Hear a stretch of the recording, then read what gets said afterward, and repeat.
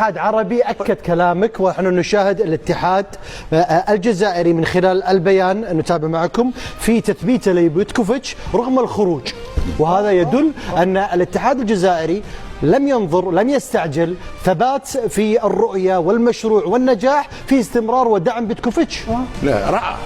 أنا هذا البيان قرأت البيان مرتين أو ثلاث، هذا بيان راقي جدا، هذا بيان عقلاني جدا، لأنه الاتحاد الجزائري لكرة القدم كان في دوره.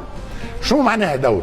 دوره أنه يدافع على الكرة الجزائرية، يقول وأنه حسينا وأنه فما ظلم تحكيمي إذا تقدمنا بشكوى. هذا كل اتحاد يحترم نفسه في أي مقابلة، في أي تظاهرة، أي فريق يتشكل الكونفدرالية الإفريقية إذا. ولكن في نفس الوقت علاش قلت بيان راقي؟ يثبت الإطار الفني، يشكره على ما بذله مجهودات، يقول لهم راهو عندنا بعد 5 أشهر موعد حاسم وكبير هو كأس العالم، نركز على كأس العالم، ما نركزوش على ما فات. ويقول لهم راهو المجهودات ولهنا بالطبع فريق الجزائري بالنسبه لي انا عمل كأس افريقيه محترمه جدا، 4 انتصارات وهزيمه. طيب ما الفارق ما بين الاتحاد الجزائري والاتحاد التونسي؟ لان سامي طرابلسي خسر من نيجيريا ورحل، وهنا دعم. لا يجب خليني اقولها، يجب على الاتحاد التونسي ان يطلب الاعتذار من سامي طرابلسي. شوف مش عادي الاعتذار مش عادي. انت اقل من 24 ساعه من نهايه المقابله وانت ما زلت في المغرب وتعلن على انتهاء العلاقه مع سامي، لا روح لتونس. شو اللي يصير فيك؟ لماذا؟ ليطفاء نار الجماهير. عيب ما وقع مع سامي الطرابلسي. انا ننقد سامي الطرابلسي ونقول خياراته ونقول اما نحترمه، وفي القرارات عند اقالته او الاتفاق على نحترموه. نروح لتونس وتجيبه في الاجتماع مع الوزاره ويحضر ويعطي كل الحقائق، يعيشكم. مش انسان البرة، انت البرة تعلن قرار يهم الشأن الوطني. فتحي انت في المغرب شويه انت في المغرب تعلن على قرار يهم الشأن الوطني. لماذا هذا تشبيه؟ شعمل ماذا ارتكبه؟ مقابله ونهاجمه لدرجه ان تطلب انه يقدم اعتذار. الاتحاد التونسي من واجبه ان يعتذر من سامي الطرابلسي وان يكرم سامي الطرابلسي. طيب تعقيبا على ما جاء في كلام زميلي فتحي المولدي، قال لك على ان رسمنا احنا صوره ورديه للاطار المحلي. ورديه الصوره في اننا اقررنا النجاح باعطاء الامكانيات وبحمايه المدربين. اوكي موافق، فاهمين؟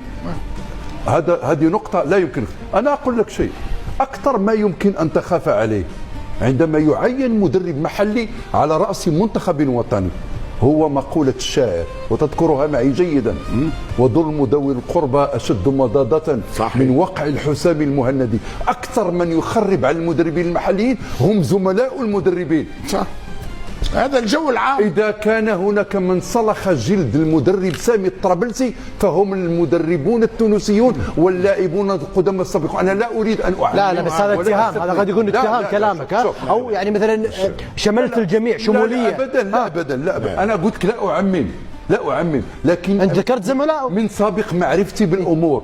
هون أكثر تعرف أكثر من فتحي؟ لا بكثر، لأنه أيضا كان شأن مغربي. كان ايضا شأن مغربي ان مدربين مغاربه تم تقطيع لحمهم من طرف زملائهم ايضا مدربين مغاربه ولاعبين سابقين بدون وجه حق، وهم بحاجه الى مسانده والى دعم. ثم ايضا ناتي الى موضوع الاتحاديه الجزائريه في دعمها للمدرب بيتكوفيتش. بالله عليك انا اسالك يا فتحي، إن كنت صحفيا جزائريا وشاهدت المنتخب الجزائري طريقة خروجه من الدور ربع النهائي بعد خسارته من المنتخب النيجيري، هل كنت ستطالب للحظة بإقالة المدرب بيتكوفيتش؟ بالعكس، وانا اجبت حتى في الحصه ذاتها بعد الانتهاء ادعم هذا المدرب، لانه لا يمكن ان نتناقض مع انفسنا. في المقابلة هذه صحيح تسلط ظلم تحكيمي على المنتخب الجزائري، ولكن المنتخب الجزائري في يومها لم يكن في يومه. النقطة الأولى. الثانية، لعب مع أقوى منتخب في الأربعة اللي تبقوا هو المنتخب النيجيري. مش معنى أنه مش يفوز، ولكن على اللي شاهدناه هو أقوى منتخب.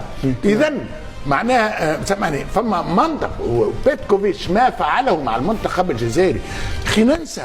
شوف قداش عندنا النكران الجميل والذاكره القصيره. كيف اخذ بيتكوفيتش، كيف اخذ المنتخب الجزائري في اي ظروف في اي حال، والى اين وصل بالمنتخب الجزائري. اذا نعتبر انه بالعكس بيتكوفيتش يجب تثبيته مش لكاس العالم فقط، لان المنتخب الجزائري عنده مشروع، عنده استراتيجيه يلزم اذا بقاء مفروغ منه. جميل. خلينا بس انا عايز اقول الاول ادينا على طول، بتدينا على بدر. انا هتكلم في الجزئيه ديت كتونسي، احنا كعرب، ولما انا بتكلم في الشأن التونسي انا بتكلم كتونسي، ولما بتكلم في الشأن المغربي بتكلم كمغربي. عروبتنا اهم في هذا التوقيت. بس انا عايز اقول انه هنا في مثل في الخليج بيقول الشق اكبر من الرقعه. وانا الشق عود نسميه، الشق اكبر من الرقعه. يعني الخلل اكبر. انا في الكره التونسيه احنا بندور في حلقه مفرغه. المشكله فين؟ تخيل انت بقالك سنين طويله، مره بنزرتي مدرب للمنتخب، مره سامي الطرابلسي مدرب للمنتخب، مره نبيل معلول مدرب للمنتخب، نرجع تاني لبنزرتي مدرب للمنتخب، سامي الطرابلسي مدرب للمنتخب، بينهما بعض المتخللات، بنشوف ماهر الكنزاري، بنشوف قيس اليعقوبي. في الدايره دي كلها الخلل في المدربين لا يمكن كلهم مدربين يعني تعرف الخلل الخلل اكبر من المدربين، لانه مش ممكن سامي الطرابلسي اكثر من مره المشاكل تسمح لي اسالك وين الخلل؟ ما هو الخلل اكبر من كده. الخلل اللي يشوفوا الاتحاد، يشوفوا المنظومه. فتحي لسه امبارح بيتكلم في ملعب، فتحي لسه امبارح بيقول لك احنا ما عندناش غير ملعب. فالخلل اكبر من المنظومه. مهما كان المدرب اللي هيجي مش هيقدر يدير منظومه فيها مشاكل كتير. عالج المشاكل من الاساس، وبعد كده اختار المدرب الاكفأ اللي ممكن. في جمله فقط.